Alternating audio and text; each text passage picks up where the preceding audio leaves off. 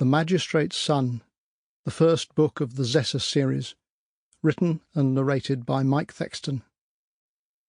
Chapter 1. Apprentice. Nothing could spoil this day.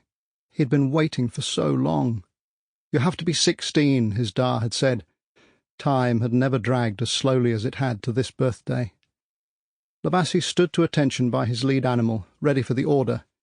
Raybor, the donkey master, walked down the line with a lantern, tugging and pushing to make sure all was secure. He stopped in front of Lebasi and put his face close. Lebasi was surprised to smell alcohol on his breath this early. "You were late. You go last. I don't care whose son you are." Lebasi put his hand on his heart and lowered his head in respect. He knew better than to answer back to an apprentice master, especially one with Raybor's reputation. "Move out!" Raybor shouted. The donkeys started to walk, kicking up dust. Lebasi breathed in a lungful and began coughing, his eyes closed. He felt someone barge into him. He looked up to see Samas leering down at him in the lamplight. He turned sharply, knowing that where Samas was, Ruffer would be close behind, and what Samas did, Ruffer would do twice as hard. He dodged the bigger boy's shoulder, and the movement blew out the candle in his own lantern. Even so, nothing could spoil this day, not even having to walk 30,000 paces with those idiots, when he'd normally run a good distance to avoid them. Fire came past with the third string of donkeys. If she was there, he could put up with Ruffer and Samas. She ignored him now, as she had since the previous summer. She'd been one of the last to stop talking to him, but for today he would put that to the back of his mind. They were going out, free of the crowded streets, beyond the walls, further than the town fields where he'd worked at planting and harvest, all the way to the border. Today he could imagine it was possible to keep walking, to go somewhere they wouldn't know who he was, wouldn't know, or wouldn't care. Fire's fifth donkey trotted past him. He was left standing in darkness. He gave a gentle tug on the rope and clicked his tongue as Raybor had told him. Nothing happened. He pulled harder and clicked louder. The donkey snorted and shook its head. The end of Fire's string of animals was turning out of the yard. He tugged again. Raybor's words ran around his head. "Don't hold us up." "Hey now, Beauty," came a man's voice from the shadows, followed by a low whistle.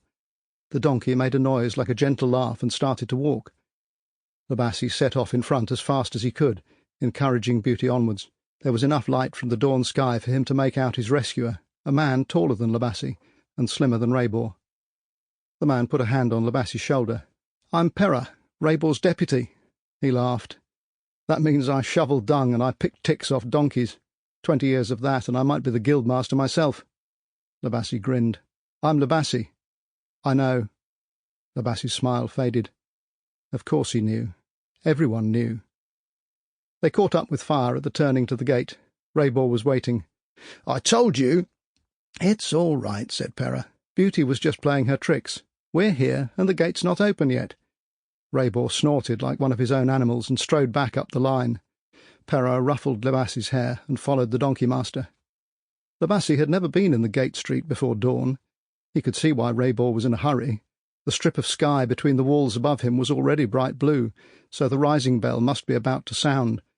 People were lining up beside the wall, men carrying spades or forks over their shoulders, women with bundles balanced on their heads. No one spoke. No one looked at Lebasi.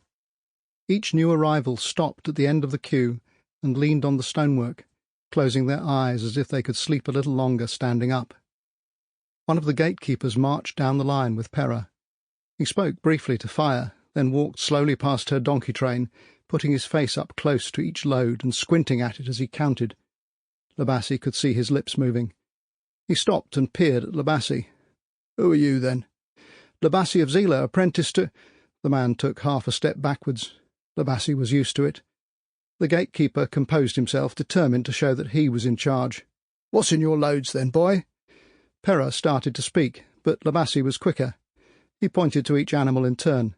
"Dried spices and medicinal herbs, dyed cloth from the weavers, charcoal, leather from the tannery, cooking pots."